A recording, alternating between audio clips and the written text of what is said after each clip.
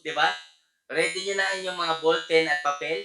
Ulitin ko, bawal ang picture, bawal ang video. Ang mahuli, terminated. Malinaw ho ba? Usapan yan, ha? Okay?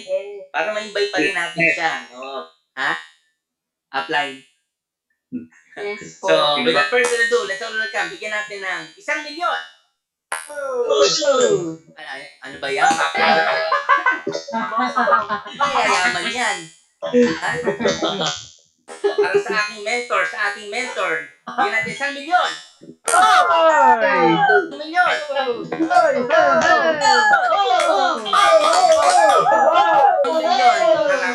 ating mentor. Bye! Ariel!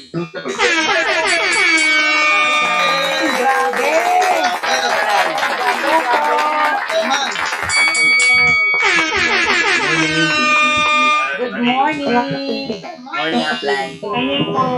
Good morning, sir. Good morning. Morning po. Good morning. Good morning po. Good morning, Apply. Good morning po. Good morning, Apply.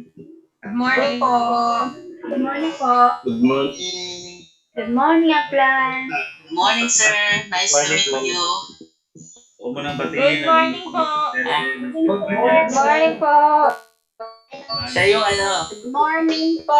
siya yung sa amin nag-push. Kasi kami nung dati, mga para kaming pananggulo ng time na yun eh. Pinush niya kami. Pinush niya kami na maging Morning. Oo. Okay, so pakinggan natin si Apply Ariel de Guzman. Okay. Manny, huwag ka muna mag-mute. Yung mga tao mo na, mga kasama mo na.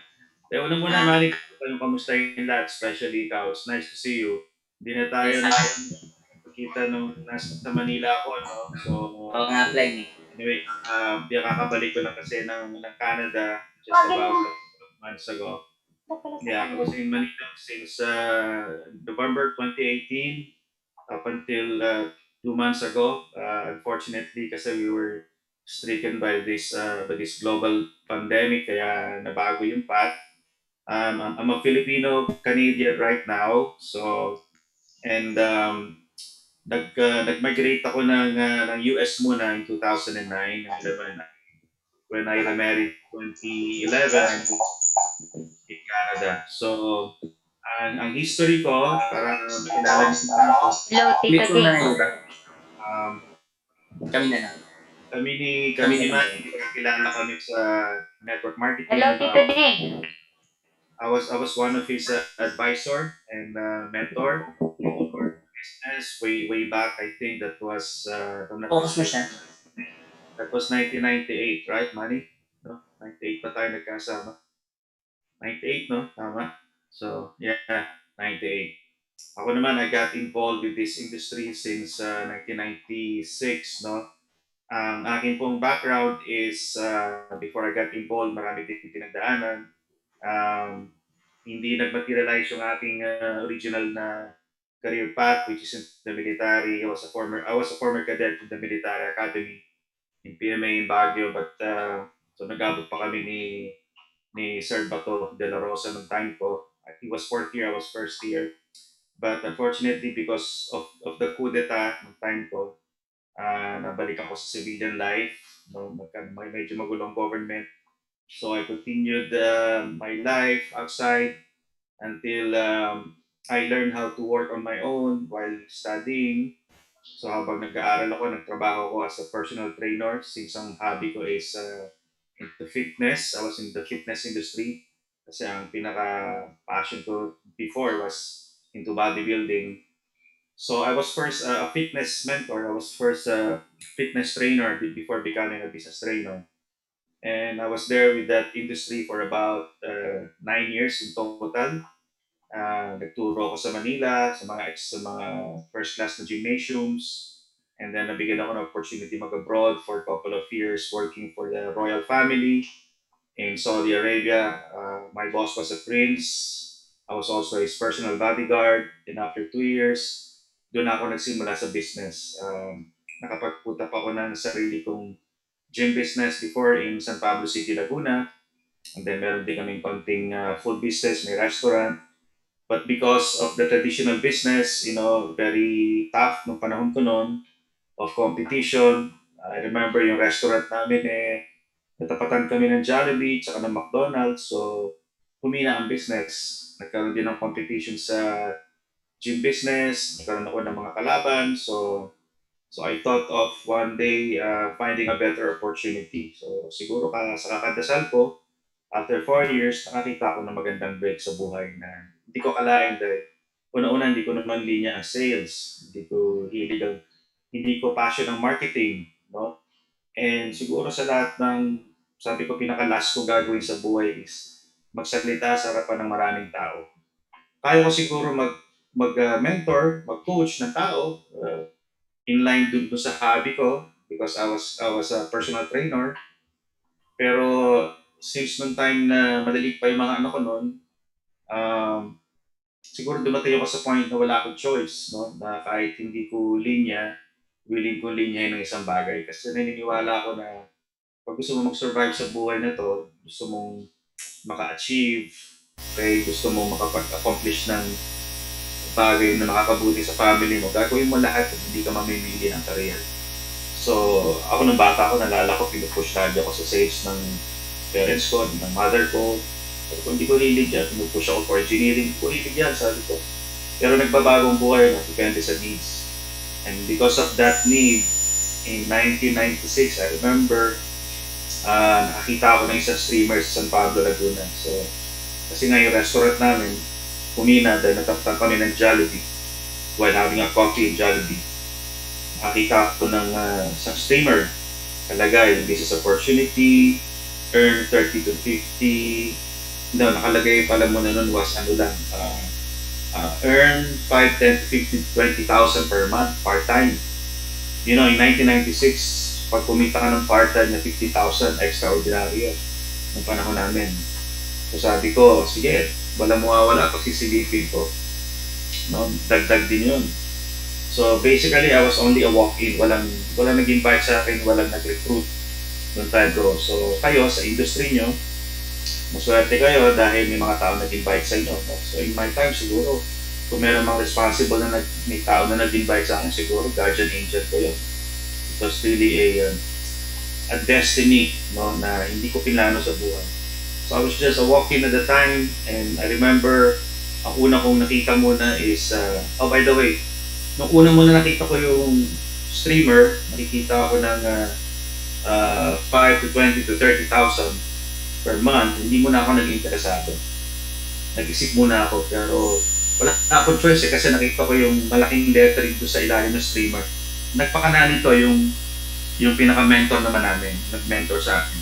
Ang nilagay niya sa streamer, malaking letters, nakasulat free snacks. Actually, doon ako umaten sa free snacks. Yun ang talaga totoo. Ang hinahapot ko lang talaga yung merienda. Sabi ko, wala namang mawawala. Pag sumilip ako, sabi ko, at least may chance ka ng kumita, may pagkain ka pa. So, I went there, and kita ko na maraming tao. Siyempre, medyo feeling ko, tama ba ito pinasok ko. Kaso, nabungaran ko kaagad nung nagsasalita is a politician from Metro Manila. He was a congressman from Parañaque. And none other than who we call now as the father of network marketing, Congressman Roy Laboles. So, the late Roy Laboles, he passed away already 2 years ago.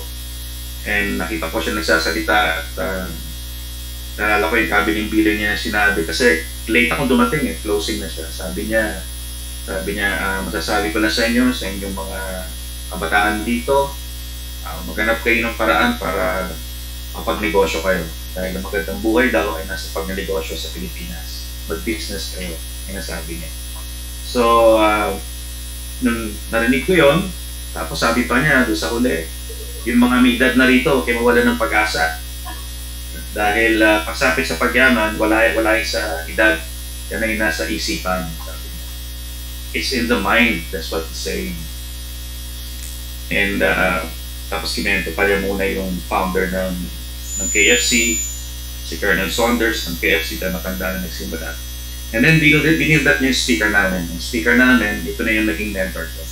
Sabi niya, yung magsasalita rito is batang-bata pa, is 25 years old, Kakabili lang niya ng brand yung kotse, 1.5 years pa lang siya sa industry, at kumikita siya ng mga 80 to 100,000 per month.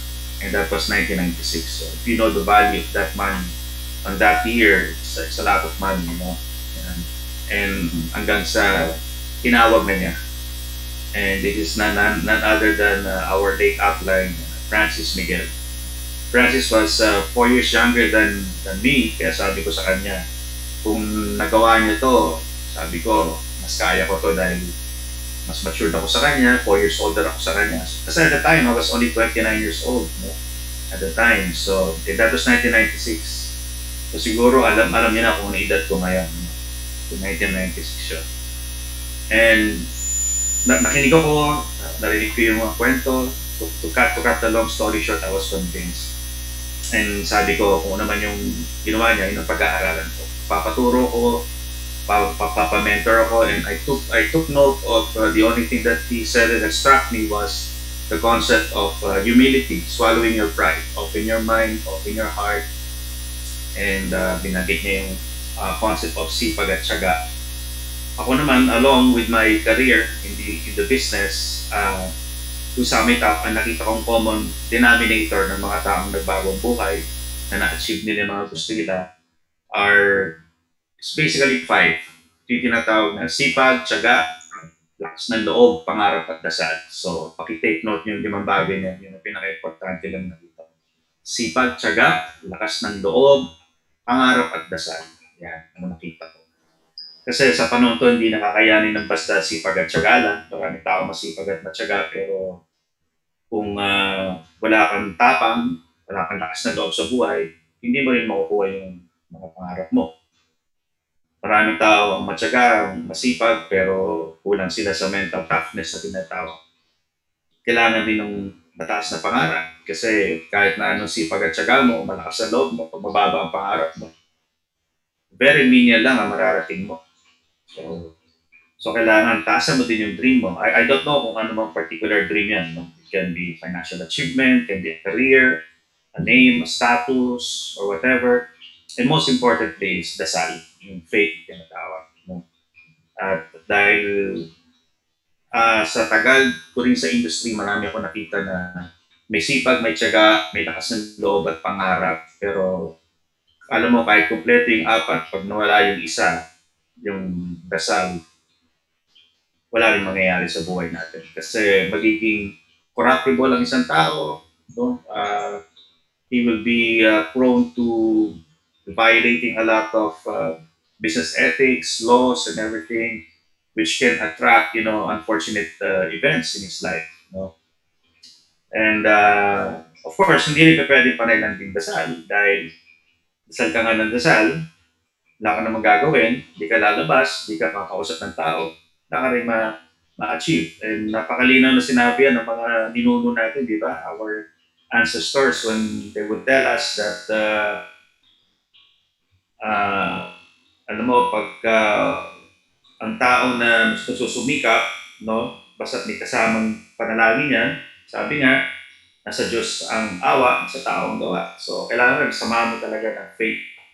Yan. And because of that, yung common denominator na yun, yung 5 na yun, nakita ko, yun lang ang naging secret ng lahat na nakita ko. Nag-succeed sa marketing, sa sales, even in the corporate world, even in other types of businesses. No? Nagsama-sama lang yun. And along the way, of course, din lang siguro magkakatalo-talo. The moment na-achieve mo na yung gusto mong marating sa buhay, depende na kung ano yung satisfaction mo. No? So in my time, of course, when I started, it was very fast. So I think I was really predestined at the time. Also, no, dahil nagamit ko yung 5 yun. Hindi lang ako yung taong may sipag at tiyaga. Sobrang aggressive ako, sobrang malakas ang loob ko. Ako yung tao na, kaya ako siguro gusto ng upline kong yun. Aggressive, that's the word. Ako yung tao na hindi mo kailangan i-push para mag-massive recruitment, mag-prospecting.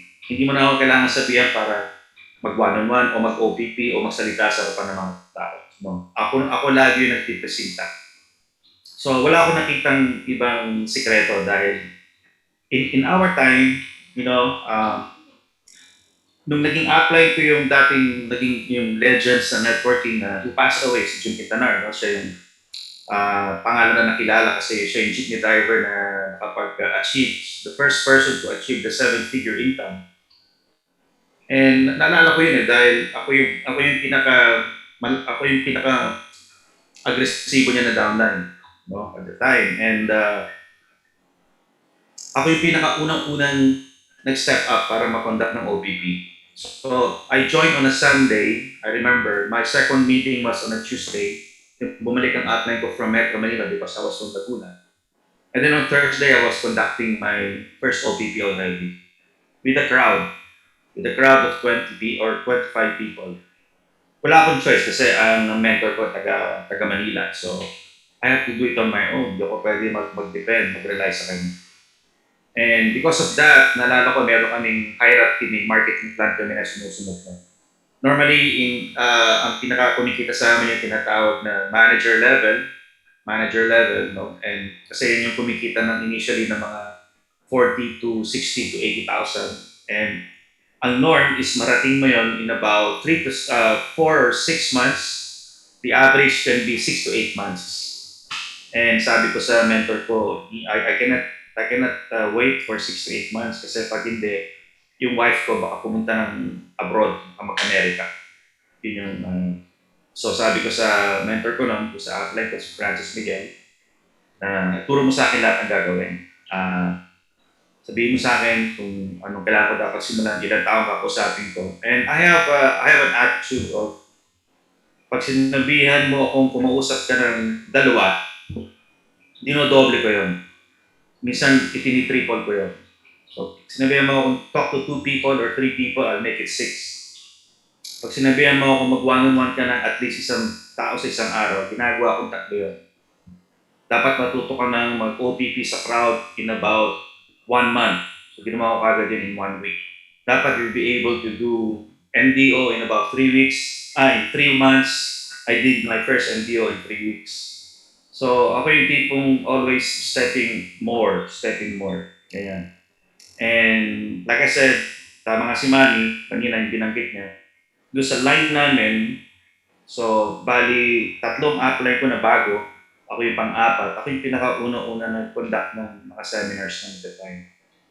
Well, the reason again is because I was so desperate because I have 3 daughters at the time na maliliit pa na mag-aaral na yung dalawa sa elementary, ganyan. So, wala akong choice. Kailangan ko pagbutin kasi wala akong pambayad ng tuition fee. And syempre, nangangarap din akong ng gandang buhay. Gusto ko rin magkaroon ng sasakyan. Naaawa din ako sa mga anak ko pagka nagtitricycle lang kami at the time. So sabi ko, nagkaroon ako ng break, magagawin ko talaga to. Kasi ako yung taong matyaga ako, masipag ako pag binigyan mo ako ng opportunity. Ginagawa akong lahat because, like I said, 2 years, nag-abroad ako. When I went back, lahat ng sideline, ginagawa ko yan. No? Meron akong konting talent. I was a part-time singer, kumakanta ako, nagbabanda ako, personal trainer ako. There was a time, nag-extra pa ako sa movie, no? Kasama ako ng mga kontrabida, just to make extra income. Hindi ko lang ma-full-time yung movie industry at the time. No? Nag-aaral ako, so sabi ko, probably, pagka-graduate ako ng college. Kaso nga lang, nung natapos ko yung degree ko, dumating nga itong company namin ni Manny. And that was the start. So, eventually, yung goal ko na maging manager in about 6 to 8 months, hindi na inabot ng 6 to 8 months yun. It took me only 6 weeks to get there. So, on the second month, I started making, on the third month, I started making more than 50,000. On the fourth, 6th month, I was making about 80,000. I made my first 6-figure income in about 10 to 11 months. I got my first car in about 11 months and I was so happy at the time. Napakabilis kasi normally ito yung achievement na na-achieve ng mga matatalino sa corporations in about 12 to 15 years or 10 years at least yung mga talented na tao. And but with this industry, itong industry yung pinasok natin na nakuha namin ng napakabilis, no? And yun na, at least yung mga anak ko napag-aral ko sa mga gandang school sa Metro Manila, no? Nag-graduate sila sa mga reputable schools. And right now, my daughters are all registered nurses in the United States, no? Magaganda ng mga buhay. May mga apo na rin ako ngayon. At ako naman, nag-simplify na yung buhay ko because nabagdanimanin lahat. So far naman, yung blessing ng company na ibigay naman din naman sa akin lahat. No? I used to be one of the top distributor, top sales, top seller. I was a top 5 ako. I was average, nasa top 8 ako. The Philippines for many years until we got strapped with this massive attrition because of uh, the rise up of the illegitimate networking companies before. So natamaan kami ng mga pyramid schemes and scams in our time. Kaya in the year 2005, I was forced to leave the industry and bring my family to the United States since naging frequent traveler na ako ng US because of our incentives every year. So I decided to to make a move in the US. No? And for the meantime, uh, nawala ako sa industry, but I became, for the moment, as one of the mentors then and trainer sa insurance company and pre-need, which is Philam at the time. I was a regional manager at the time for 2 years until I moved to the United States. No? And then marami din akong adventures na pinagdaanan sa buhay. So, siguro lahat ng mga natutunan ko sa industry, salamat sa pinagdaanan ko, yung mga trainings na narinig ko, na kinunta ko rin, in-apply ko sa buhay ko yon until I was able to establish my life now here in Canada. So, I remarried, no? And alam mo, ang buhay, dumaan din sa teleserye, no? Nangyari din sa akin yung mga ganyan. Pero life has to go on, has to move on. You have to think positive wherever you go. For as long as you are doing your best, you cannot expect perfection in life. No, there will be some mishaps and mistakes and trials. No, kailangan na maging matatag kayo sa buhay. Yan lang ang natutunan ko. Until I was given an opportunity 2 years ago to be one of the mentors of my late upline before he passed away, Francis Miguel. Francis Miguel has been he played a special part in my life kasi hindi ko lang siya naging upline and mentor and naging parang kami magkapatid. Very close friend. He was like a brother to me kasi for the first 3 years of my career, lagi kami magkasama, umiikot kami ng Northern Luzon, kami nagpalaki niyan in the late 90s, no? And lagi mas malimit ko pang nakakatabi sa pagtulog yan kaysa yung misis ko noon that time, no? At marami kami pinagdaanan in our in our heydays, no? At nung time na dumaan sa cycle ang lahat ng mga kasama ko, mga close friends ko, there was another company that boomed in 2005 and 6, which is Alliance Emotion Global, na isa sa founder nila ay si Francis Miguel din. So the company became huge. I'm sure narinig nyo. So I was invited in 2018 before he passed away. So I was one of the part of the training team of the company, no? And ibinahouse din kasi ako ng dalawang vice presidents ng company because they were like my brothers. I'm sure you've heard of Mr. Jergen Gonzalez and Arnel Limping. They were not only like my colleagues because I was also one of their mentors before when they were also starting because I was ahead of them. I was ahead with Jergen Gonzalez for 6 or 8 months. With Arnel Limping, I was ahead of 2 years with him. So isa rin ako sa mga nakapag-advise din sa kanya, nag-guide rin sa kanya. Until nga dumating na rin si Manny, yung outline ni Manny before, na si Michael D. Tan, no, na minentor ko naman in 97 at the time. So I was there in Manila, in AIM. Now the name became Empowered Consumerism. And I was so happy that all of the leaders of different companies are working together to establish a very harmonious relationship, no, among others kasi at least yung mga head and leaders ng mga company ay mga kasama namin, mga kasama ko sa industriya. So, walang gulo, walang awayan, walang balitaktaran. No, it's a healthy industry. It's just that we were, confronted with these challenges nowadays. So, siguro, gusto kong i-impart sa inyo yung mga basic stuff, no, na paano niyo ma-achieve yung mga objectives niyo sa career path na pinili niyo. Although I know that you are doing unified now as a start, siguro sa iba ginagawa nila to as a secondary career or pagtulong, no? Pero sana isang bagay na ginagawa niyo part-time, sana ilagay niyo yung puso niyo kasi kung minsan ako nagsimula rin ako before ng part-time pero pag ang puso mo ay nandun sa part-time mo, kung minsan yung part-time mo mas malaki pa yung kinikita mo doon sa full-time. Kasi maraming full-time na work na wala yung puso nila doon eh. Kaya ang returns din ng trabaho nila, maliit din. Kasi wala rin yung puso. Pero ang dami ko nakita na yung part-time nandun yung puso eh. Until in several months or in a few years, yung kita doon sa part-time, nilakihan na yung full-time niya. And it happens, no? Kaya ako nakita ko, ang first step kasi sa isang tao, pag may nakita siya isang bagay, number one, so pwede nyo itong sulat, ang first step lagi is establish interest eh. Okay, so pag may nakita ka isang bagay na tingin mo na makakabuti sa buhay mo, anong feeling mo? Siyempre, interesado ka. Okay? Kasi ako, kung tatanungin ko kayo, ngayon, are you guys interested to become successful? Siyempre, sasabihin nyo, yes. Interesado ba kayo yumaman? Siyempre, yes. Interesado ba kayo lahat ng pangarap nyo? Lahat, yes. Pero ang tanong, hindi darating yung mga pangarap nyo kung interesado lang kayo. Hindi ang darating. It has to be deeper than interest. Bakit ko nasabi yan? Yung first step of interest kasi, interest lang yun, curiosity ang tawag ko. Pero ang mga taong interesado, at the back of their minds, confronted of three factors siya, of negative factors. And then yung tinatawag fear, and then nandiyan yung doubt, and of course, the existence of pride. Fear, doubt, and pride. Yan ang problema.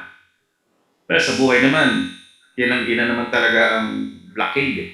Yan na naman talaga ang hindrance, ang nagpapabagal sa pagganap ng isang tao. Yung tatlong bagay na. Gusto mo bumagsak ka sa buhay, maghirap ka, dalhin mo lang yung tatlong yun. Fear, doubt, and pride. Dami yung pride, papatayin ka talaga niya. Yung fear, pag feel mo kang takot, ang confidence, wala kang mararating sa buhay. So, how do you cope with it? Kung nandun ka sa first level of interest. So, number two, you have to establish belief. So, number two, belief. That's very, very important. Establish belief. Ano itong mga belief na to? Well, number one, you have to believe in the industry na pinasok ninyo. You're now into network building an organization of people. Kung meron kang piniling entity, tulad niyan, pinili niyo yung company ni President Manny Pascual, yung kanyang unified, no? So, kung yan ang pinili niyo, then you have to believe in what he's saying. You have to believe in his marketing plan, kung ano yung promises na binibigay sa inyo. So, you have to believe in the industry, in the company. You have to believe in the people who are guiding you, teaching you, no? You have to believe in those things that you are reading positively. Kaya very important yun. Dapat may binabasa rin kayo. May mga supplemental materials kayo like mga libro about leadership trainings, no? About entrepreneurship, no? Dapat nagbabasa kayo ng ganyan. You have to believe in your downlines kasi bakit mo dadalhin ng isang tao sa negosyo mo kung hindi ka naniniwala sa kanya, di ba? So, kailangan maniwala ka rin na may pangarap siya na makakatulong sa iyo. Bakit mo dadalhin isang tao kung hindi ka naniniwala? So, believe in your downlines as well. Kaya huwag kayong magdadala ng mga tao sa negosyo na hindi mag-excel o mag-exert ng effort dun sa potential na meron sila. Kasi lahat ng tao meron potential eh. Meron kayo lahat niyan. Meron kayong magagawa na hindi ko kayang gawin. Of course, may kaya akong gawin, hindi nyo kayang gawin. Pero, wala akong nakitang tao na nakakalamang eh. Kaya lang nakakalamang yung isang tao kasi may ginawa siya isang bagay. Nagamit na kasi yung talent na meron siya. Sa Bible, nandun yun, yung parable of talents. So, kailangan ko, anong talent na meron kayo? Gamitin niyo. Okay? Para ma-achieve nyo kung ano man gusto nyo marating sa buhay. And most importantly, you have to believe in yourself. Kasi sino pang maniniwala sa inyo kung di kayo naniniwala sa sarili? Kahit anong mga tao nagtuturo sa inyo, nag-guide sa inyo, your mentors, advisors, or the books that you are reading, if you don't believe that you are not capable of doing anything, then tama ka doon. Kung naniniwala ka hindi mo kaya, ito ko yun, hindi mo talaga kaya. Pero pag sinabi, hindi, kakayanin ko yan. It's just a matter of time, pag-aaralan ko ang sistema. Kasi sa akin, napapag-aralan. Kaya kung yan. Basta lagyan mo ng desire lang. You know, with my success in the business, it's not only I was able to establish myself as a successful individual in networking business. I was able to fulfill also my childhood dream, which is to become a pilot. So napag-aralan ko to conquer my fear, because the reason why I became a pilot is because I have my fear in heights. So that's why I learned how to fly an aircraft. Also, I'm a licensed pilot also. So, isang bagay na papag-aralan pag gusto mo talaga. So, you have to believe in yourself. No? And besides, pagka nakita rin kasi nung big entity sa taas, pag nakita din ni Lord na hindi ka rin naniniwala sa sarili, hindi ka rin bibigyan ng break sa buhay mo. You know, life has a lot of chain of opportunities. No? At yung mga change na yan, may pagdadaanan ka. Sometimes you have to fail 6 times, 10 times. What if your life has been destined or planned by God to fail 50 times for you to become successful in the future, to become wealthy in the future? Then you have to fail for 50 times. Now, what if nag-quit ka on the 40th time and destiny mo pala, kailangan ka magkamali ng 50 times? In networking business, you have to do a lot of invitation. For you to get one hardworking person, you have to talk to at least 5 to 10 people. Trust me. To get one leader na tinatawag, kasi dito may tinatawag kaming alas eh. At may tinatawag kaming agila. Tama. Iba yung alas, iba yung agila. Yung alas, kinukuha namin yan sa deck, kino-compare namin sa deck of cards eh. You know, ang prospecting parang baraha. No? So, there are 52 weeks in one year, you know. So kung meron kang 52 prospects in 1 year, sa deck of cards na 52, may lalabas, may susupot na 4 na alas. And sa 4 na alas na yan, ito na yung mga magsisimulang sumunod, makinig, magkaroon ng desire para gawin ng negosyo. Pero sa 4 na yan, may lalabas na isa lang na tinatawag na agila, ang tawagin namin. Ito yung mag-shine talaga. Yung agila, yan yung magiging poste. Mawawala yung iba, pero hindi siya mawawala. Mawawala ka, hindi siya mawawala. Tama. Agila, tulad ni Manny. Mawala ang lahat, pero nandun pa rin siya sa industry.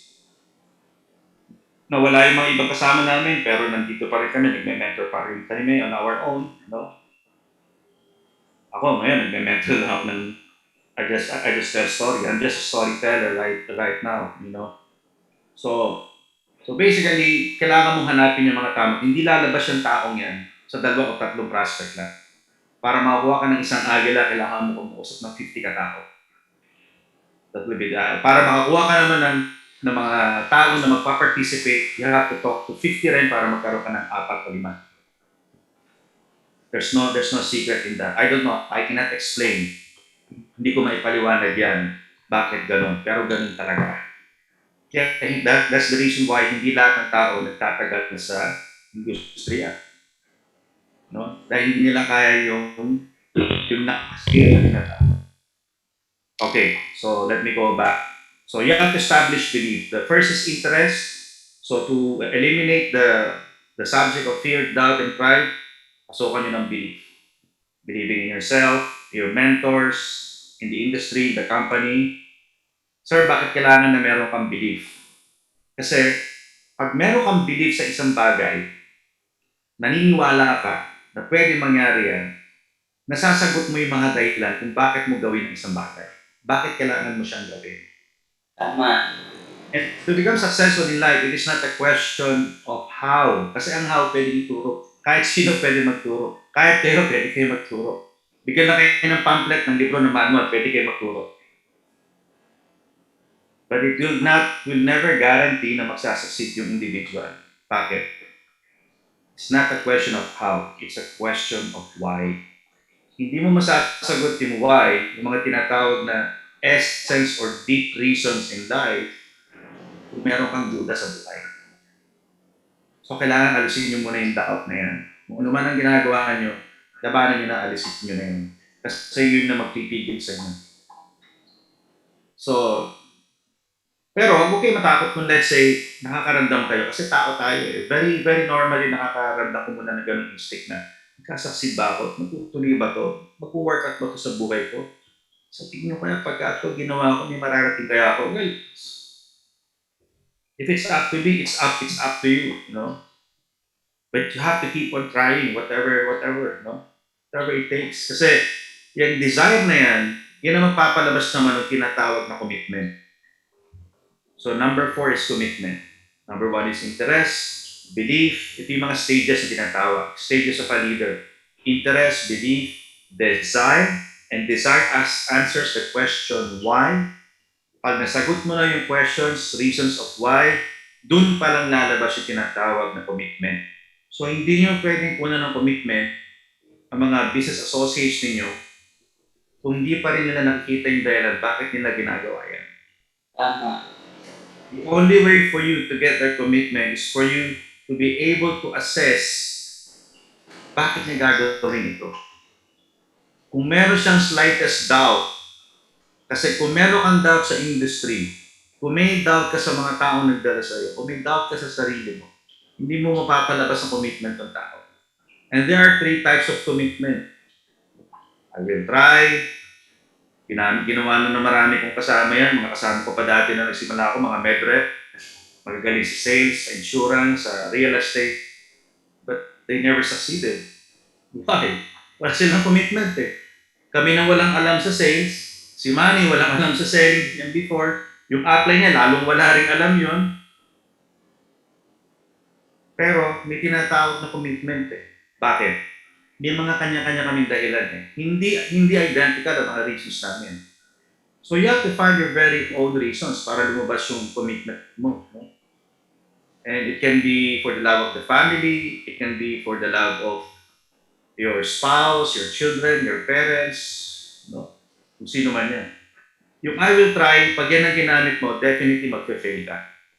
Kasi pag try, at ikaw ay binlock ka sa labas, binara ka, nakatingin ka na ng mga rejections, objections ng tao, madali mag-quit eh. Kasi madali, nag-try eh, di ba? Then, let's try. Paano kung nag-fail ka, nahihirapan ka, quit ka, binara ka ng mga kaibigan mo, pinagtawanan ka ng mga batchmates mo, iwanan na. Okay, so meron namang iba na gumawa ng ibang klase commitment. I will do my best. What if your best is not good enough? Like I've said, in my time, there were people who came from the real estate or insurance or corporate executives. How come they never succeeded in this type of industry? Well, it can be their choice. Saan nagaling yung choice? Well, it can be from their commitment. Dahil meron silang doubt na pwede sila mag-succeed. Now, the most important part of commitment is not I will try or I will do my best. Kasi if your best is not good enough, wala rin mangyari. It has to be whatever it takes. Yun ang tinatawag na whatever it takes. Kahit anong mangyari, hindi ako titigil. Kahit na mahirapan ako, magpapahinga lang ako for a while, pero tutuloy pa rin ako. Rest if you must, but don't you quit. Yung kasabihan. You never stop. You don't give up. Okay?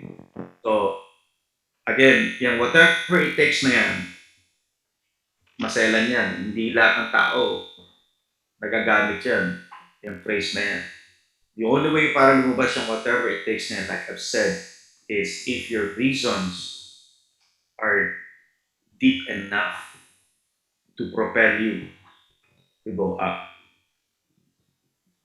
At dun kayo magkakaiba-iba ng source of reasons ninyo. So find that the deepest essence in your life, the roots, kung ano man yung magbibigay sa'yo ng tinatawag na burning desire, naglalagablab na damdamin na tinatawag na, yun yung maglalabas ng galing mo na kahit hindi ka magaling, gagaling ka.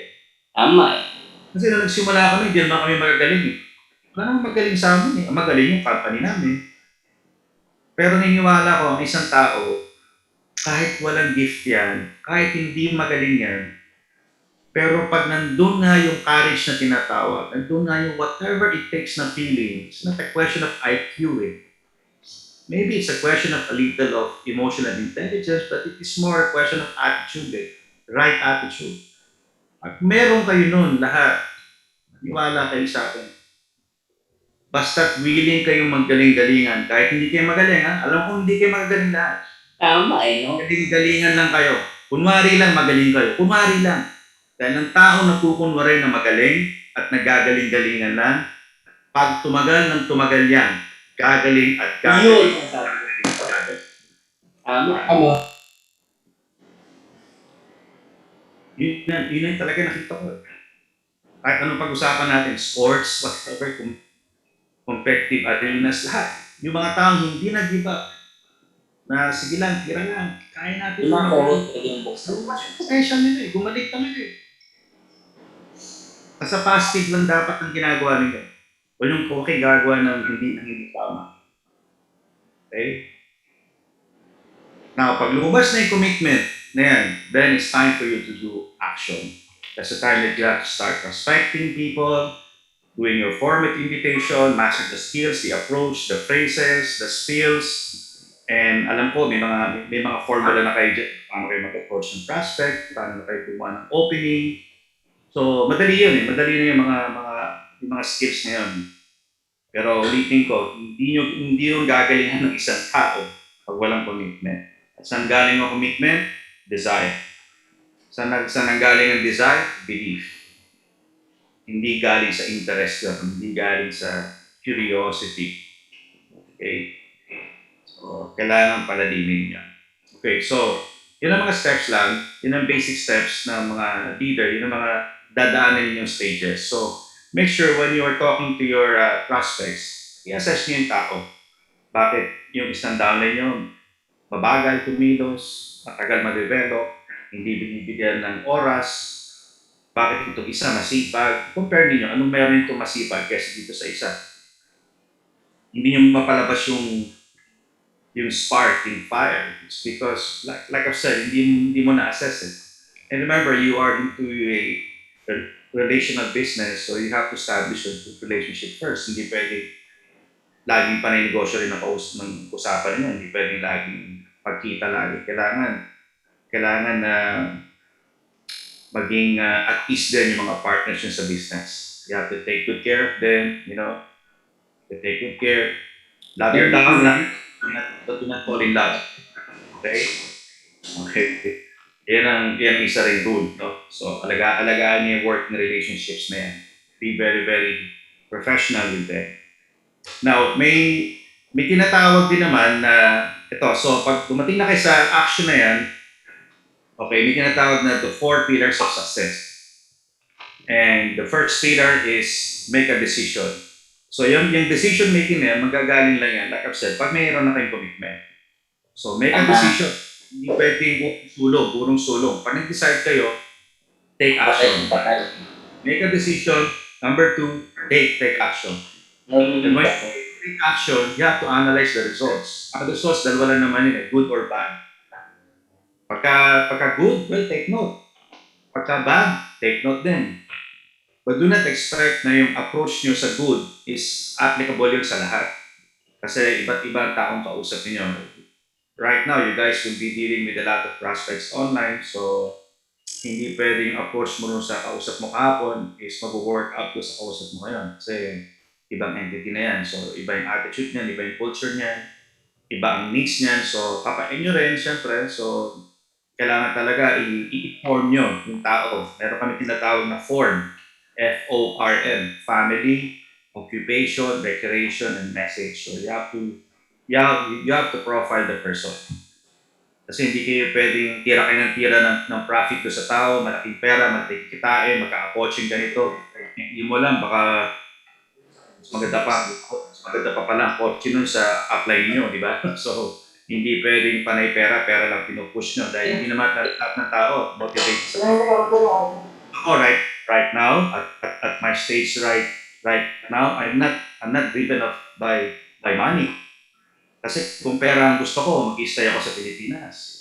Malaking binabayad sa service doon sa akin, but I opted to go back to Canada. I have to choose between career, wealth, between life. I chose life over wealth and career.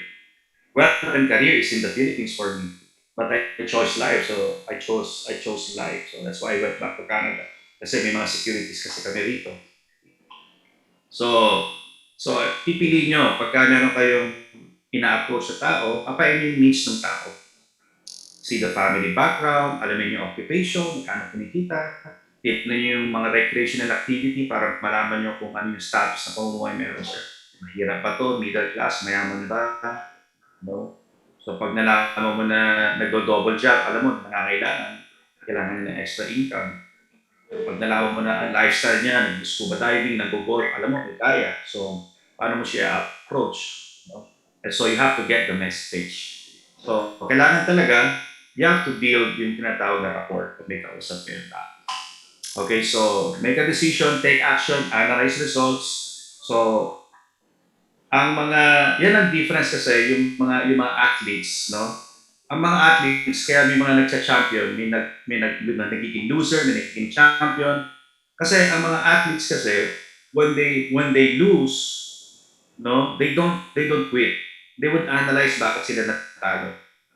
Pag-aaralin nila yung mga technical aspects, saan sila nagkulang. Analyze results because the next step is they have to adjust. And life is a continuous process of adjustment. You have to continuously keep on adjusting to all circumstances in life. Hindi pwedeng natalo ka ngayon, matatalo ka ulit bukas. No. There must be a reason why you fail today, that you have to do something tomorrow. Okay? So, okay mag-quit. Alright, so, kanina may binanggit ako about yung agila and alas. So, may nagtanong sa akin, sir, yung mga tanong sa akin before, ano ba sir ano ba yung agila and alas? Sabi ko, ulitin ko, yung alas, ito yung a few people nasasama sa'yo. And normally, yung mga alas, it comes from, out of 10, you will get 2. Yeah. So, out of 50, maswerte ka makahanap dyan ng mga limang alas. So, yung mga alas, yan yung mga sasama sa'yo. But do not expect na magtatagal sila lahat. Sa mga alas mo, meron mawawala along the way. Ang tawag dyan, attrition. So in any form of business, whether it is a traditional one or networking business or building an organization inside a particular selling endeavor like insurances, minsan pwede silang mag-recruit ng mga associates. Merong attrition yan, merong mag-stay, may magtatagal, merong mawawala along the way. And you have to accept that. Sa buhay, sa family nga, merong attrition. May nawawala, may namamatay. Diba? Sa relasyon sa buhay, may kasama ka, merong one day, iiwanan ka. Ipapapalit ka. So mag-move on ka. Hindi ka pwede magdadwa lagi sa lungkot na iniwanan ka o ayaw ka na makasama ng partner mo o ng associate mo. No? Pero you have to move on and adjust. Okay, so attrition is going to be a part of your business. Accept that fact. The sooner that you would accept that and realize that it is a part of your growing business, the sooner na naiintindihan nyo, mas magmamature kayo. Hindi kayo magbe-blame ng failure nyo sa ibang bagay. Kasi kahit na anong galing yung outline, kahit ikaw pa yung pinaka-master na networker or leader or marketer sa buong mundo, malalagasan ka ng tao. Wala pa akong nakitang leader sa buhay na lahat ng tao ay sumama sa kanya lahat. 100%. May sasama, merong mawawala rin on the process. Okay, so like I've said, out of 50, you can get aces. So parang barahan nga yan, out of 52 cards, may lalabas na 4 na alas. Pero may tinatawag na agila. Normally, ang agila lumalabas yan sa 4 hanggang 6 na alas. May susutot na isang agila. Yung agila yan ang poste. Yan ang tao na magpapalaki ng cobra. Ulitin ko, in the future, pwedeng mawala ka pero hindi siya mawawala. Tama. Hindi madaling hanapin. Ngayon ang tanong, Sir, ano ba ang sign kapag ang isang tao ay agila? Yan, tanong. Okay, may mga signs dyan. Okay? So, ang tawag ko dito, profile of a leader. Okay?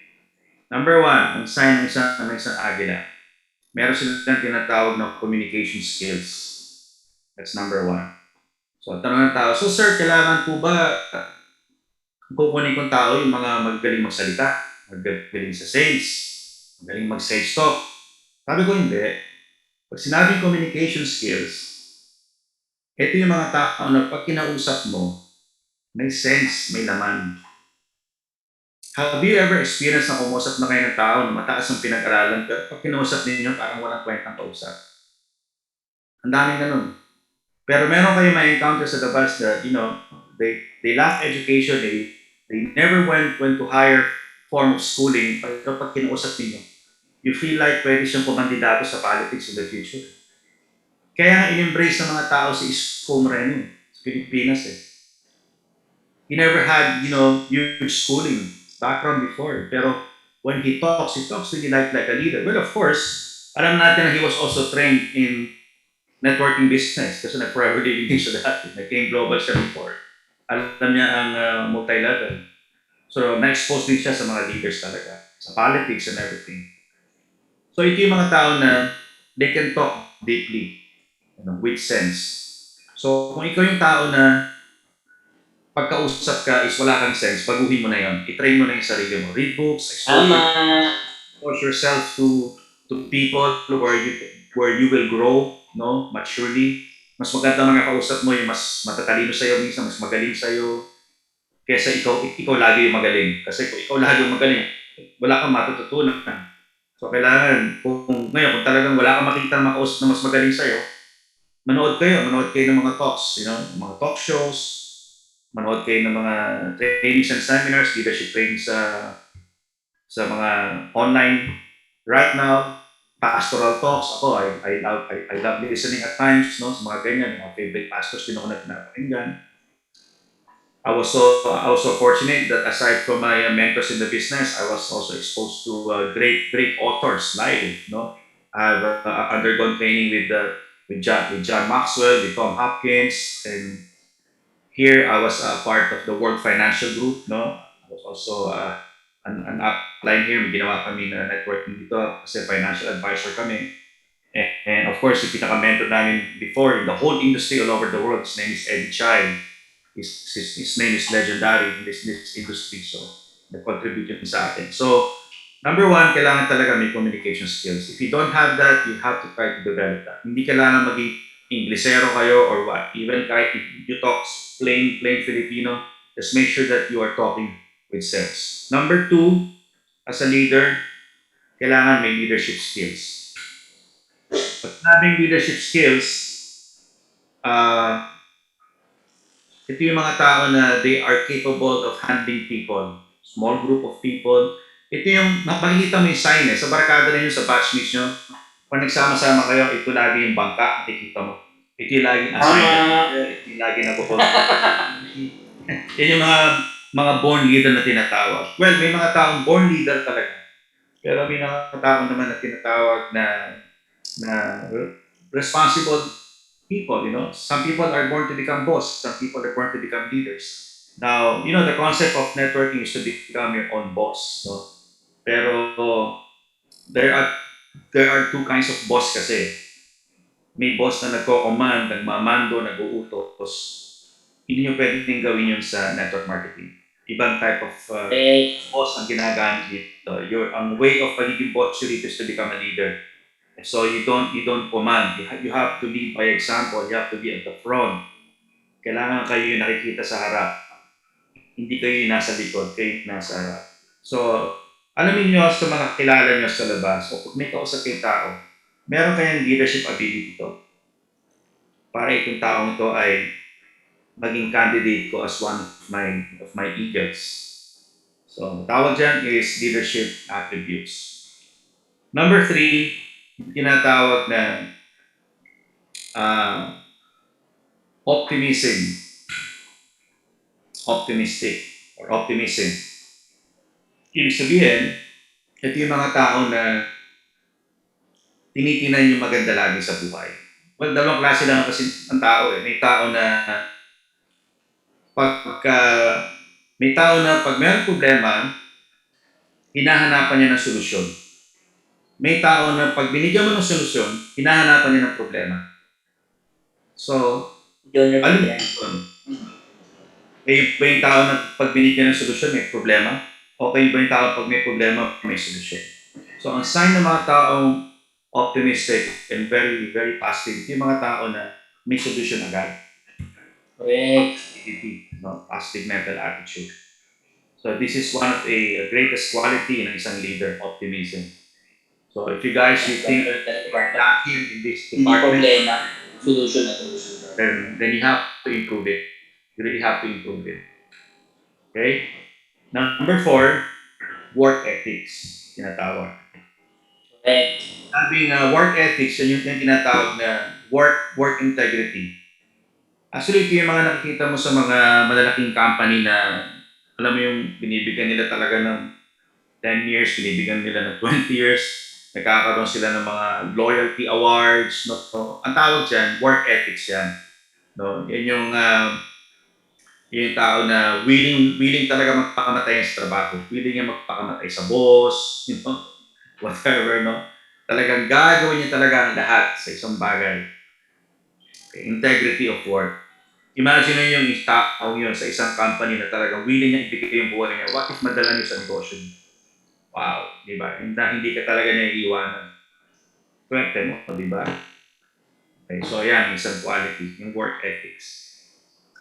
Fifth quality ng isang leader is organized. Organized. Yan, So, yan sinasabi ko, yan ha. Yung pagiging organized sa buhay, yun yung tipo na may sistema sa buhay. Okay? Ito yung pag nakita mo, nakilala mo, ito yung mga tao na sa umaga pa lang may plano na, alam niya, alam niya kung gagawin niya. May oras siya Sinasabi ko. sa family, may oras yan sa health, sa fitness, may oras sa trabaho, may oras sa pagkain, may disiplina sa ganito, may oras sa part-time, sa weekend, may oras sa church organization, may time siya for civic organization, they are given enough time. So, nakaplano ang buhay. No? Pag nakahanap kayo ng ganung tao na organized sa mga bagay na yan, it's a good sign na makakatulong yun sa business. Organized people. Okay, so that's the fifth. And number 6, least but not the last but not the least, these are the goal-oriented people. Correct. So, ito yung mga tao na may mga pangarap sa buhay. Kasi kahit na magsama-sama yung top 5 na yan, kung wala rin pangarap yung tao, wala rin siyang objective sa buhay, wala rin, syempre. And I know that most of you here are in the age of 30s, some of you are in the mid-20s, late 20s, majority of Applying 20s, 20s ako. early 40s, no? So, huwag yung wala ng pag-asa. Lumabang kayo, malayo pa kasi mararating yung marami pa kayong pwedeng gawin. Yung mga bagay na ma-achieve nyo sa company nyo, sa business nyo, hindi lang kasi yan mag-a-apply lang sa career nyo, ma-apply nyo sa buhay. Ma-apply nyo sa health nyo, which is the most important thing nowadays, no? Kailangan talaga ingatan mo yan. So, dapat may oras ka sa lahat ng bagay. No? And yung pangarap, yung goal-oriented na yan, na principle sa buhay, yan ang huwag nyo kakalimutan.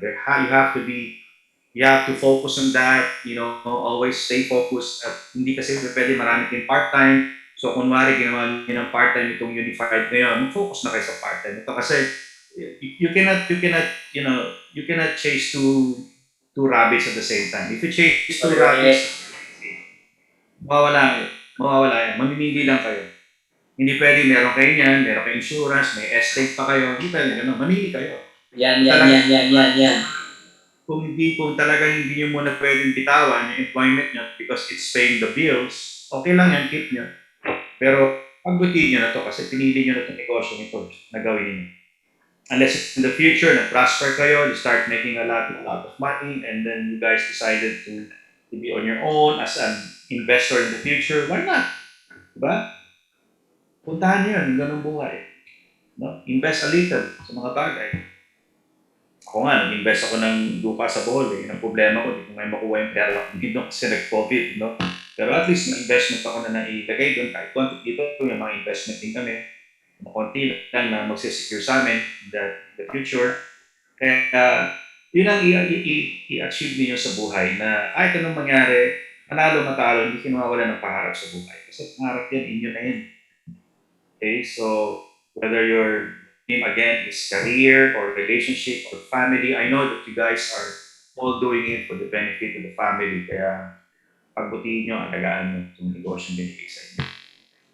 Okay, so yan ang mga profile ng mga leaders na sasabi ko. And I guess the most important thing also as a leader is to be very tough in life and to learn always to master your emotions. Kasi yung emotion ng tao, yan ang source ng lahat ng strength or weaknesses ng tao. You know your emotions to bring out the best or the worst in you. And sana laging positive ang emotion ninyo para nagre-reinforce sa moral nyo para lumalabas yung galing ninyo. Pero kung laging negative ang na-attract nyo sa labas, you are always surrounded with negative people, it's okay to be surrounded with negative members in the family. Or as long as hindi kayo na-apekto sa diskarte nyo, okay lang yun. Kasi family mo yun. Hindi mo sila pwedeng alisin sa buhay mo, di ba? But you standing alone, you have to be very firm on your thoughts, in your thinking. So, yung emotion kasi makapangyarihan yan, no? And to give you an example, ginagamit ko lagi ito, yung kwentong ito. Emotion played, a major role in our history. Kung babalikan mo isang part ng history, ang favorite ko kinikwento dyan kasi I remember my late father, he always tells me a lot of history about the Second World War, First World War, yung mga conflict ng mga countries. So, paborito namin, pinakikwento na lagi yung World War II. No? And yun ang tanong ko lagi sa dad ko noon, kung tinatanong dad, paano nagsimula at paano nagtapos. Ang ginagamit na theory ng dad ko, kaya rin natapos ang gera ng Second World War, is binagsak daw yung atomic bomb sa Japan. Which is true. Totoo naman yun kung naalala niyo yung history mo. The atomic bomb, the first atomic bomb was dropped in Hiroshima and Nagasaki. And that really stopped the war, And just a little bit of trivia do sa story na yan, nung palang ibabagsak yung bomb na yan, pinag-usapan pala ng mga allied countries before tutuloy nila. Kasi nung kinumpit nila yung casualty, hindi bababa ng 100,000 ang mamamatay pag binagsak yung bomb. So it is the first weapon of mass destruction. Wala na silang choice kasi there were already 8 million Jews who passed away in Europe who were murdered by genocide. There were already 30 million deaths already in the whole world because of the war. And if they would not drop the bomb, they realized that the death toll can go up to 50 to 60 million. So wala na silang option kundi talaga ibagsak na yung bomba na yan. No? So nag-decide sila, they will drop the bomb. So the bomb was dropped in 1945, and the casualty was about 150,000 people died on that day. No? Ngayon may tanong ako sa inyo. Imagine niyo kung kayo yung naghahawak ng trigger ng bomb doon sa aircraft. Kasi merong piloto yan at may mga bomber na naghahawak ng trigger ng bomb. Of course, they would see the people down there, di ba? Nakikita niyo yung mga tao. I'm sure nakita nila may mga tao na tatakbuhan doon. Now, tanong ko, what if kayo yon? At nakita niya may mga tumatakbong bata, may mga tumatakbong matatanda. Mga babae, mga nanay. Remember, the people who died on that bombing, soldier. Ang namatay dun sa bombing na yon are wives, children, and parents of the soldiers. Kasi mga sundalo nakadeploy. So mga civilian casualty mamamatay doon. Huge civilian casualty. Now, what if nakita na nagtatakbuhan yung mga civilian? Will you drop the bomb? In all of my trainings, tinatanong ko yan. And 80 to 90% ng audience ko, they would say, we will not drop the bomb. Well, that's very normal. That's a normal response. Pag nakita mo na ng mga inosenteng tao mamatay, hindi mo talaga i-drop ang bomb. Sabi ko doon sa 80% na nag-remark na, Sir, nagtaas sila ng kamay. Diba, taas ang kamay. We will not drop the bomb. I'm sure kayo, hindi nyo drop yung bomb, karamihan sa inyo. Sabi ko, buti na lang hindi kayo ang pinadala on that day. Pinadala, may gera pa rin hanggang ngayon. Sigurado ako lahat tayo may hapuna sa Pilipinas. You know, the objective of that day is not to terminate the lives of innocent people. The mission of that day is to terminate the war. And they have to do it whatever it takes to stop the war. Correct. A big decision, a heavy decision in their heart. When the bomb was dropped, the following day, all of the leaders of Japan gave their unconditional surrender to the Americans. The war stopped, Nazi Germany surrendered, Hitler killed himself days before that, and the war stopped. So, anong secret? Paano natapos ang gera? Was it the bomb? No. For 50 years, ang alam ko, it was the bomb that stopped the war. No, it was not the bomb. Galing niya, no? It was the mastering of Mentor ko. It was the mastering Kaya of malupitan din ako. Kaya kung mahina ang dibdib mo, hindi mo ako objectives mo. Kung padrama-drama ka sa buhay, panay ka pighati sa buhay, panay ka self-pity, jealousy, hatred, anger, Yun ang sinasabi ko. in, conflict, gossip, naninira ng tao, wala kayong makarating sa buhay. You cannot move forward. So yung negative emotions na yan, get over with it. Fight it, master it. You have to be the captain of the ship. If you cannot master your emotion, then your emotions will be your master. Correct. It will dictate your feelings, your thought, your hearts, your words. Kung ano yung bugso ng damdamin, lalabas sa bibig mo. So, kaya minsan, sa relational business, whether it's business or family, nasisira ang mga samahan because of emotions. Yung ill feeling na tinatawag na yan. Pero kung mai-adjust ng tao yan, magiging maganda ang relasyon ng bawat isa, magko-communicate, mas magkakaintindihan. Okay? Walang pride, walang hatred, all forgiving, di ba?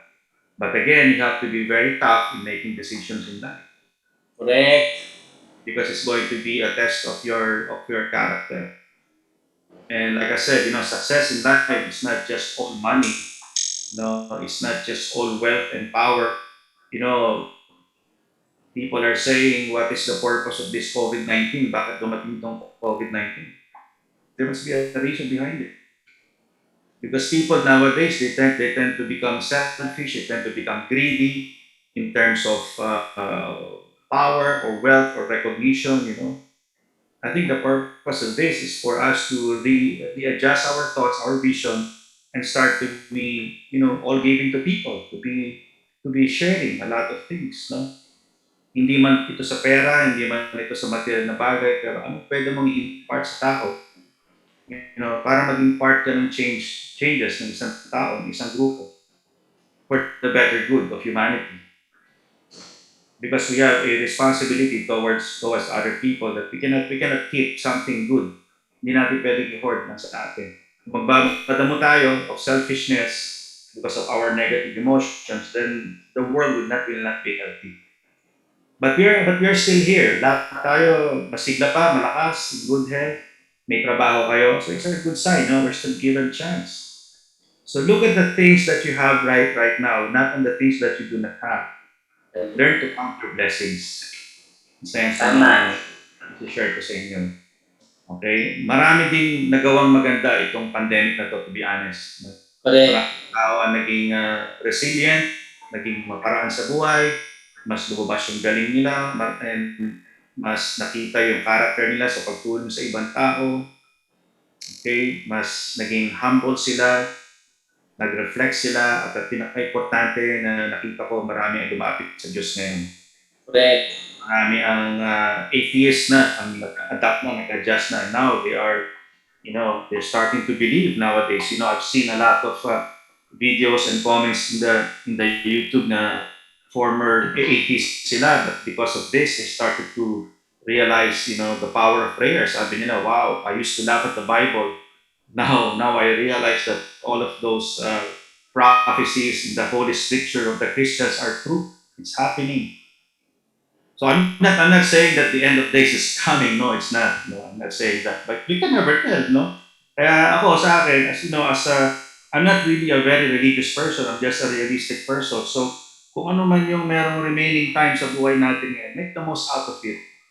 May opportunity kayo ngayon para tumulong sa iba, tumulong kayo. No? Mag-share kayo ng opportunity na meron kayo. Kung kumikita kayo ngayon, i-share nyo, i-partake nyo yung marketing plan na meron kayo ngayon. Nandyan naman ang mentoring ng mga uplines ninyo, especially si Manny nandyan. Siya ang presidente ninyo, and I'm sure you guys are going to be in good hands. No? So, right now, us, me and my wife, we are living on a different paradigm of life now here in Canada. My life now is a bit simplified already. I have a simple job of working as a frontliner, and I work for a security company taking care of securing a lot of places here in the downtown of Vancouver. My wife is a registered nurse. I'm still looking forward to serve a lot of people here. By hopefully I can get to become an enforcer. Hindi na ako nagtatrabaho ngayon para sa recognition, para sa pera. I'm tapos na ako dun sa phase ng buhay ko ngayon. I've got nothing to prove anymore. Besides, it's not something that you have to be proud of. Our achievement in terms of material things before, kasi ganun, sobra kaming binild up kasi ng mga tao before because of the money that we are making. I remember the time, in the early 2000, I cannot explain how I was making sometimes around 8,000 US dollars a month, you know, and I was only doing my job at the time. Bumaba na yung quantity of hours, and nag-work na ako mga 4 hours a day, and I was making that money on a monthly basis. Imagine $8,000 in 2000, 2001, 2002. So it was really a blessing. It was really a blessing. Hindi kami ang magaling. Ang magaling talaga yung industriya ang pinasok namin. Nagkataon lang na sinabayan namin ng potential nga, nagamit yung kung ano man yung talent na naibigay ng Panginoon sa amin at sinashare. Alam nyo, lahat naman ng bagay sa mundo kasi is uh, blessing ng lahat yan. Pinapahiram lang sa atin. Kaya ang huling habilin ko sa inyo, kung ano man ang lahat ng mga meron kayo, gamitin nyo ng tama, appreciate it, and be very thankful. Yang galing ng tao, abilidad, yang talino, lakas ng katawan, ganda ng mukha, kagwapuhan, kaganda, yang machuhan, lahat yan pangsamantala yan. Everything is temporary. Everything is just being lent by God. The reason why you guys are given with those things is for you to be able to use it and utilize it for good. To apply it, to share it to people. Binigyan kayo ng ganyang charisma, ng personality or ability so you can share it to people. Like I said, to be a part of, to impart changes in their lives, mag-contribute kayo sa kanila. Pag hindi nyo ginamit ng tama yan, aalisin yan sa inyo. Even life can be taken away from us. Huwag nyo sabihin na magaling kayo, matalino kayo, maganda kayo, anytime pwede alisin yan sa'yo.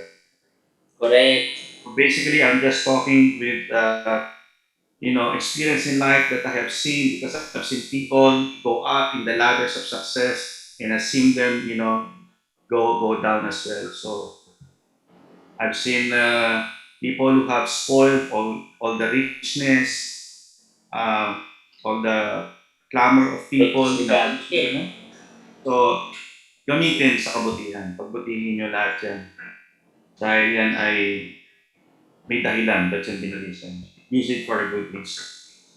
Okay, I'm just a sharer, as a friend of Manny, as one of his advisor before in the business. I played as an upline to him and to his upline before. So I've got nothing to be proud of. Kung meron man siguro, it's got to be the good, the God Almighty up there na binigyan ako ng opportunity.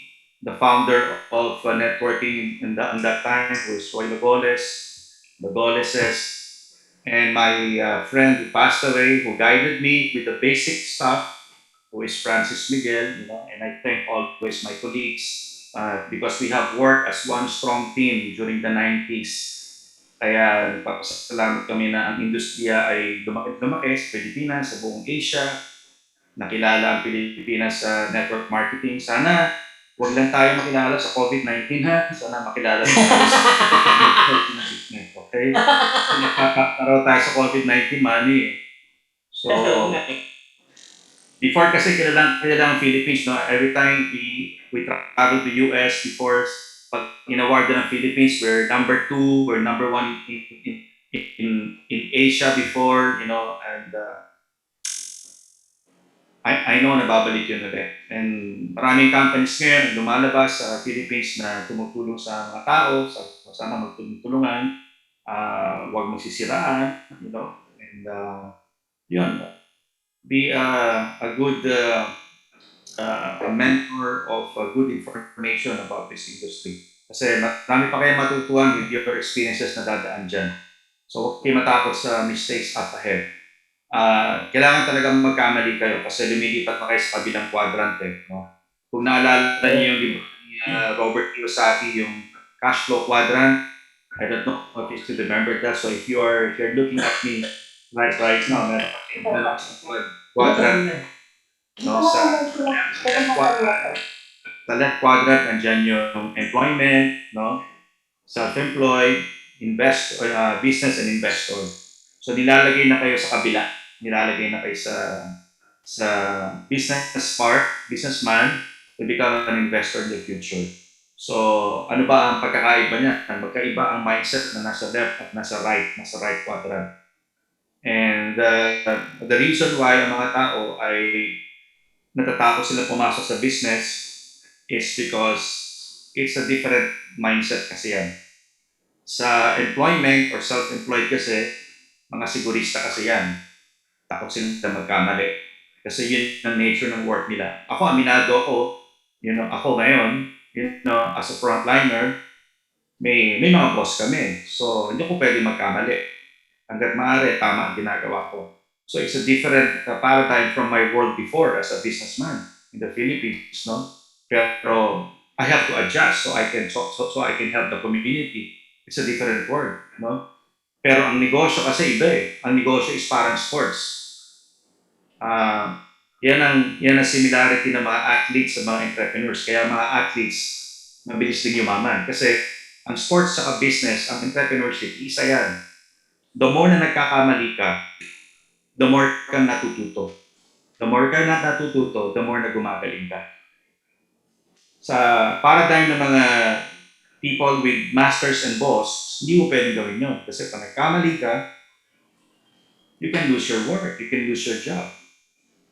Me, I learned how to fly an aircraft. As a pilot, I cannot make mistakes. I can crash an aircraft. Hindi yun yung, okay lang magkamali ng paulit-ulit. Hindi pwede. Mamamatay ako dun. Mamamatay na kasakay sa akin. Sa business, pwede kang nagkakamali paulit-ulit. Wala magagalit sa'yo. Bakit? Kasi ikaw yung boss eh. So yan ang isang merit, yan ang isang reward ng isang entrepreneur. You are your own boss. Kahit magkamali kang paulit-ulit several times, nobody's gonna get pissed at you because you are the boss. So yan ang isang reward. So as an entrepreneur of this company, probably in the future, may business endeavor kayo na makikita, it's a different world, different paradigm when you go compare sa employment. But it's up to you. You know, it's a different kind of world, but you have to adjust. You know?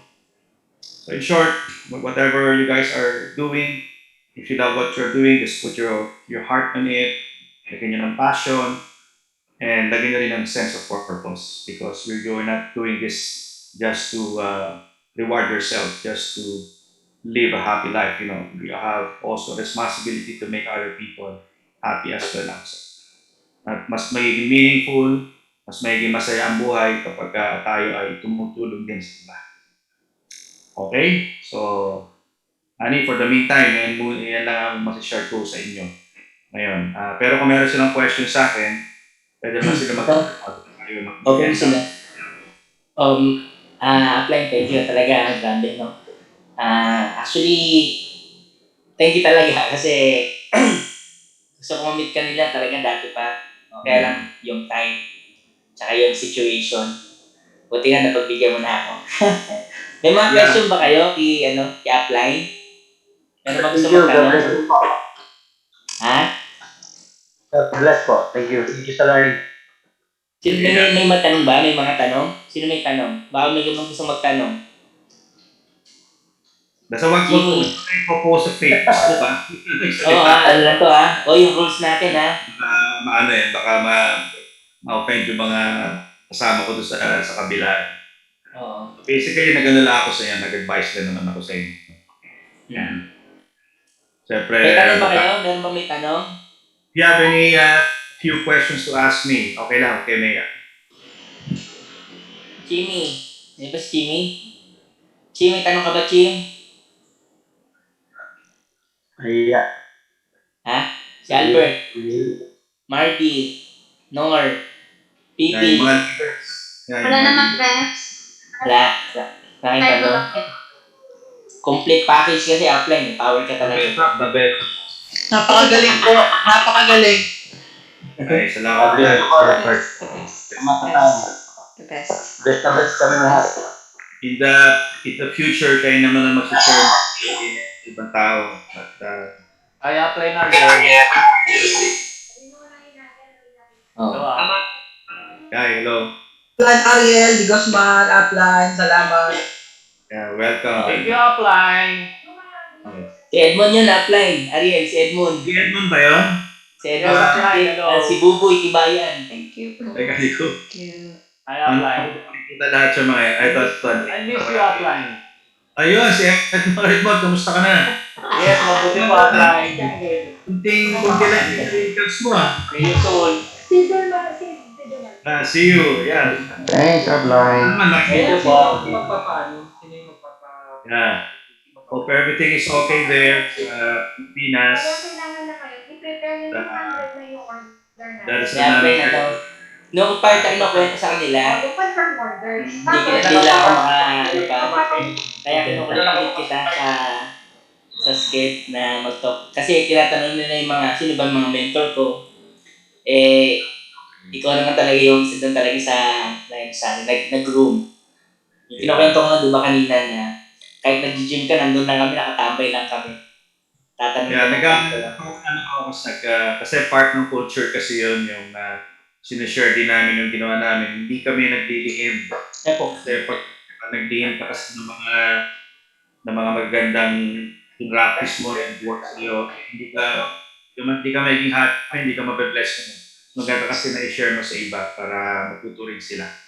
May competition din kami sa ranking, that's very normal. Kahapon lang kami sa mga parents. Kaya pa yun nga nawento ko yung yung challenges ko na kung kung hindi rin ako guide, baka naligaw din ako. Yun yung further ko ng ako. Kasi ako 9 months ako bago tumama Right. Kayo, ang bibilis nyo Kaya sabi ko, paano kaya yung yun? No, actually kami nun, it appears na mabilis lang, pero ang dami din namin na napalpak nun because even the first 2 years of the late Francis Miguel, he was making a lot of mistakes left and right. So it was a continuous process. I remember yung sistema, medyo nahubog lang namin yan, mga 4 years na 5 years. Yung nga lang, still yung iba, kahit alam nilang merong tamang sistema, yung iba, they would refuse to follow. Gumagawa pa rin sila ng iba. Nagre-reinvent sila, they are playing games. And unfortunately, I have to be very brutally frank with all of you, this industry is one of the most misunderstood, one of the most exploited business of all, industry of all. Because of the return of the profit, malaki kasi ang pera na pumapasok, no? The people, they tend to become greedy. So, as a resulting factor of that, marami ang nagpe-break ng rules. Marami ang, you know, gumagawa ng mga Bending in the discounted wind. mga sistema, mga tinatawag na kamada, playing games, no? And I remember my first 2 years, we have this very great mentor from Taiwan, At siya yung nagsabi na pag gagawin nyo ng ganyan ang negosyo ninyo, kayong papatay sa industriya, kayong papatay sa Correct. company. So, sana sa inyo magsimula yung tamang approach, na of course gusto natin kumita pero never be enslaved by the big profit. Kasi tandaan nyo, may nakatingin din kasi sa taas eh. Pag nakita nyo nasa taas na naging kahaman ng tao sa pera, Correct. lalo ang pera sa kanya eh. Pwede ibigay ang pera sa'yo, pero mayroong babalik sa buhay mo na mas malaki ang mawawala. I don't know. It can be health, Tama. it can family, So we don't want that to happen. Bibilog ang mundo, What goes around comes around, no? Kaya ako noon, I'm very upset pagka may nagbe-break na rules para lumaki ang profit sharing. Kasi dapat ang profit sharing sineshare sa iba. Pero some people, they tend to become greedy and play the game so that they will get the biggest profit.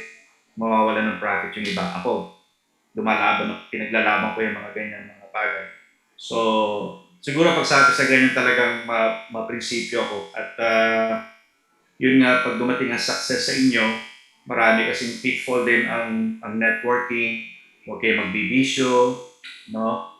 Alisin niyo yung alak, yung sugal, alisin niyo yung mga infidelity, yan ang sumisira sa karir ng isang tao. No, kung kayo man ay dumaan yan sa ganyang buhay before, nagkaroon kayo ng mga vices na ganyan, tapos na yun, tama na yun. Kung dumadaan gusto ngayon, itigil na kasi mapapabagsak ng buhay. At the majority of people who fail in this business are the people who are very rotten when it comes to relationship in their family. Those who became unfaithful, yun ang mga nasira ang mga buhay talaga nakita namin. And like I've said, Yan naapektuhan ko. kasi lahat ay pera, no? Ko kasi, Yan ang mga lessons lang sa buhay na kung nakulitin yun ha. Yeah, kasi money, remind your leaders kasi pag dumating ang pera, nandiyan ang tukso, nandiyan ang temptation. So, pag dumating ang pera, pwede kasi baguhin ng tao. So, sana, huwag kayong baguhin ng pera. Sana pag dumating ang financial success sa inyo, the more sana dapat na magtino kayo sa buhay, alagaan yung finances, huwag gastos dito, gastos dyan. Huwag kayo magpapadala sa, alam mo yung clamor ng mga tao na magbuboost ng ego nyo na makakalimot kayo. Kasi maniwala kayo, marami kami kasama before. Yung mga hindi gwapo na yumaman, gumwapo talaga eh. Dahil sa pera. Yung mga hindi magaganda na yumaman, gumanda talaga eh. Paano kung gwapo ka na? Apply si Edmond. Si Edmond apply. Si Edmond. Si Edmond, good boy na yan eh. Good boy yan eh. Di ba, Edmond? Ngayon na lang. Hindi Wala. gusto magaganda kong downline eh. Hindi ako ganun apply. Aray ko. Dahil sabi ko nga. Yes, apply. Yes, apply. Yeah. Apply ng apply.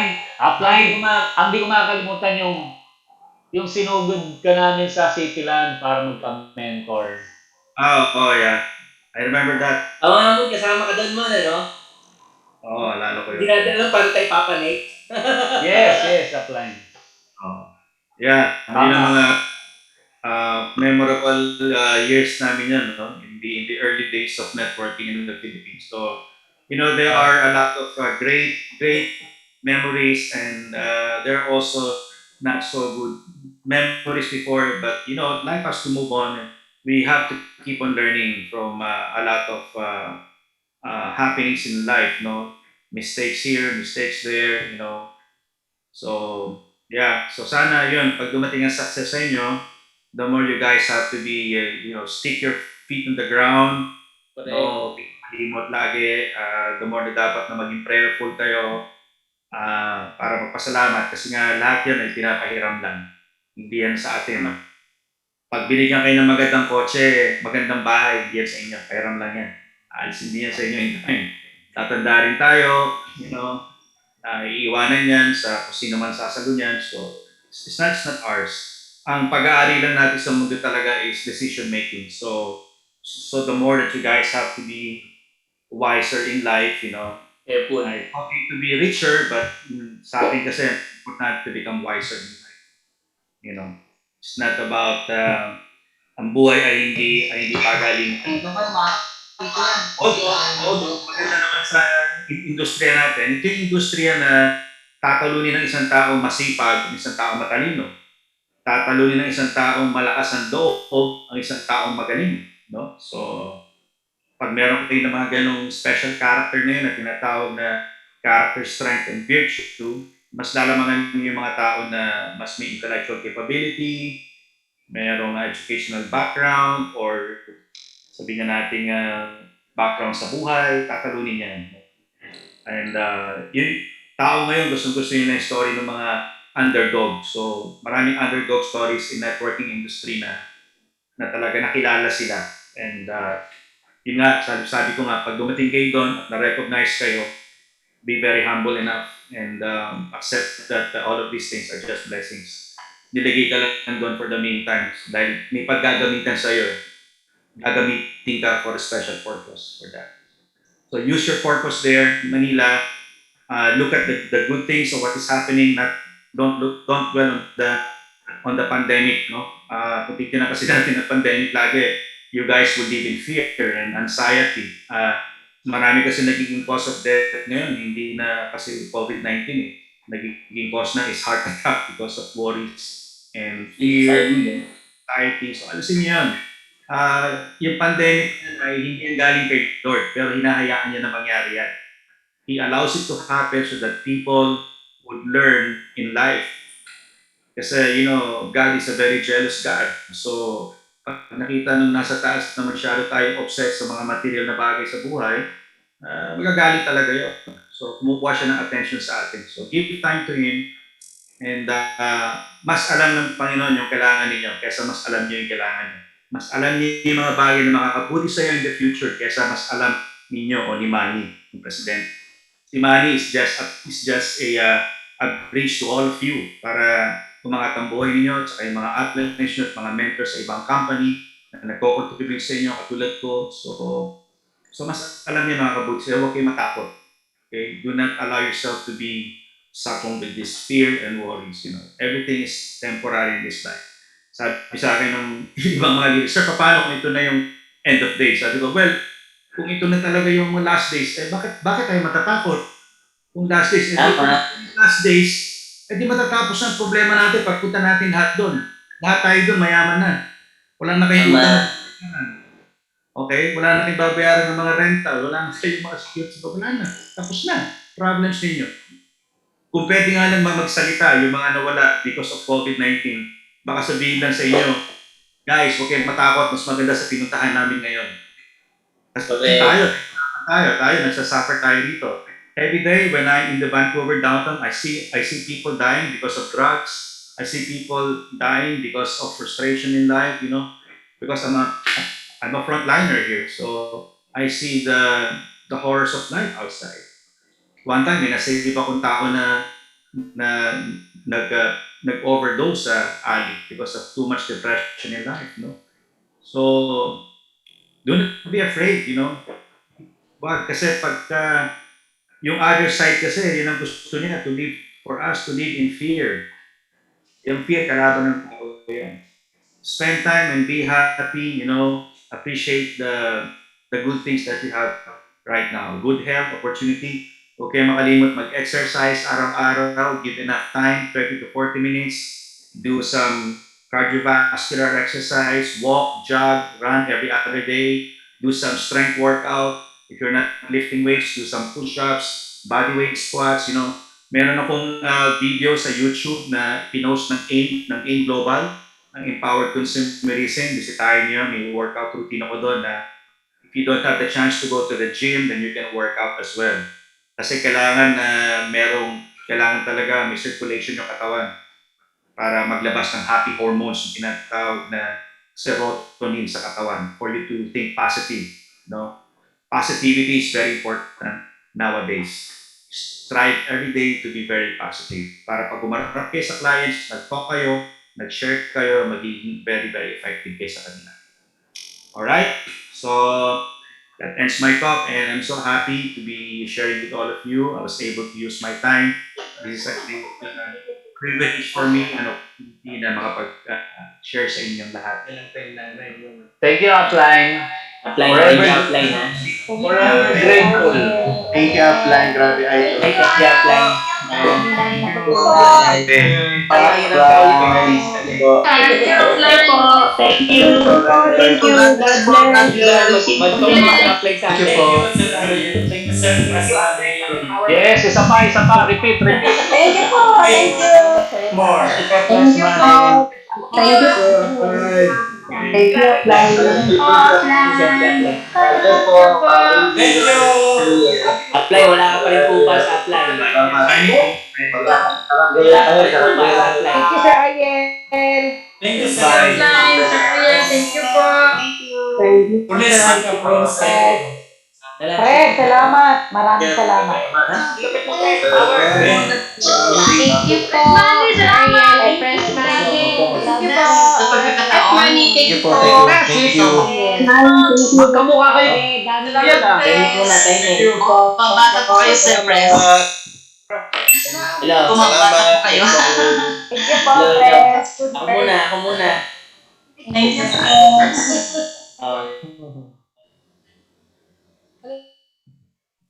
Salamat, Press. Salamat, Sir Ariel. Nagmula no?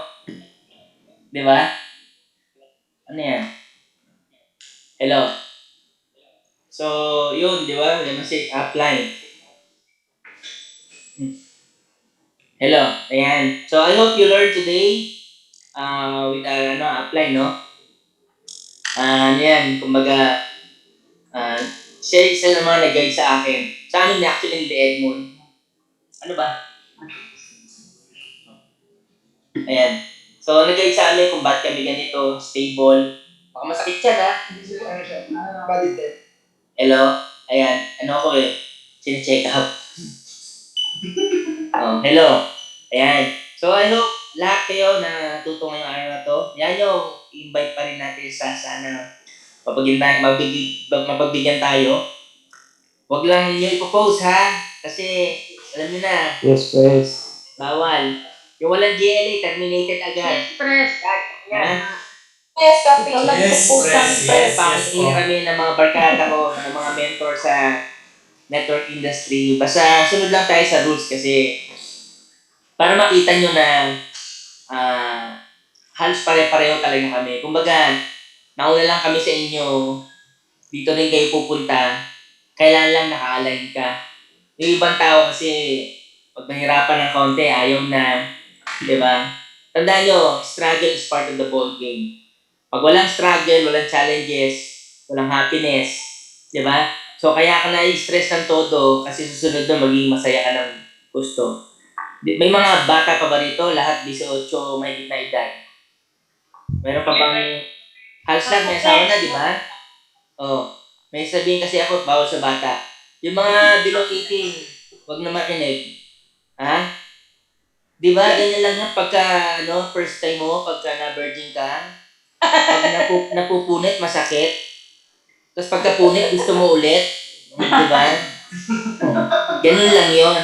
Huwag yung sabihin sa mga bata, ha? Tandaan pa. May baby, Press. May baby. Bata pa ka, Press. May 15 pa, Press. May 15.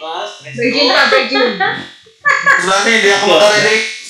Dahan-dahan lang, masakit eh. Takot Nakita ko sa karayom eh. Kasi my baby, my baby. Halika rito, pakita ka. Tutusok ako dito, tinan mo, Engine. Oh. Sino yan, Takot ako pre? sa karayom, dahan-dahan. Aray ko, Diyos ko. Hello. Dahan-dahan lang. Hi, Pres.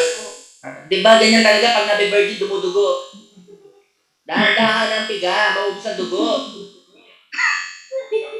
Dahan-dahan po. Yan, walang tuloy pumata. Oh. Hindi Nirarapid ka sa mundo. Pero naka-PPE yun si Pres Okay na? Ayan. Okay? So, ready na ba kayo sa sales rally natin? Yes. Yes. Best friend. Yes. So, hindi ko napapatagalin to kasi nakausapin ko pa si Apling Ariel. Ha? So, Thank you, Pres. Si Redmond, ikaw na ang bahala. Ipasa ko na ang floor. Si Sir Edmond, makulap lang. So, August 29, kita-kits po tayo. Thank you, Pres. Paulanin natin ang online this coming Press. 29. Sa Okay? Sa lahat ng leaders, sa lahat ng upline, Thank you, Pres. maraming salamat sa inyo. Thank you, Bye-bye. Pres. Thank you, Pres. Okay, okay, ganito guys. Hello? Thank you po, Pres. Hello, ganito. So, siguro, natuto tayo sa sabi nilang lahat.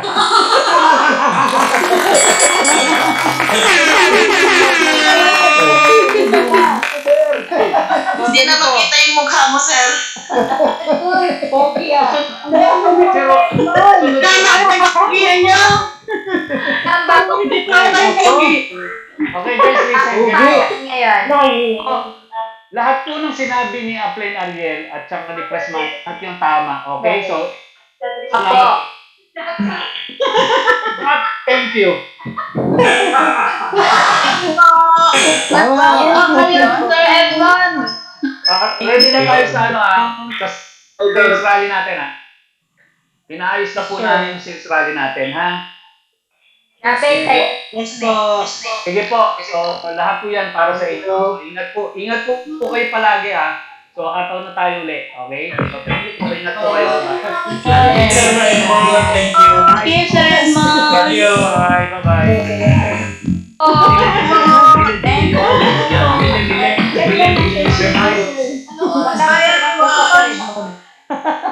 Wala pa sumasakit. Bukap. Wala sa UAE. Nasa online ba natin yan, Sir Ed? Na-disc ka na namin, Sir Ed, dito sa UAE. Oo nga po Pupunta na kami dyan, Pag nawala na po, punta na tayo dyan, Opo. See you soon. Ingat po kayo pala. Bye. Same to you, sir. Punta ka po. Salamat. Goodbye, Coach. Bye. Bye, sir. Bye. Bye, Sir Edmond. Ingat po.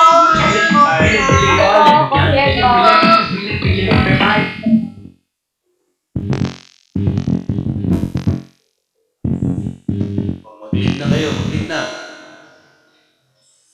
Wala pang gusto mag-leave. Grabe. Ayaw nyo mag-leave. Balik na. Aling? Leave. Hindi po nalimad yung po yung ikas pag hindi nag-leave. Baka may iba pa Magantay mo na kami. Hi! Hi, Ma'am Jovi. Baka mayroon pa Mag-aantay mo na kami.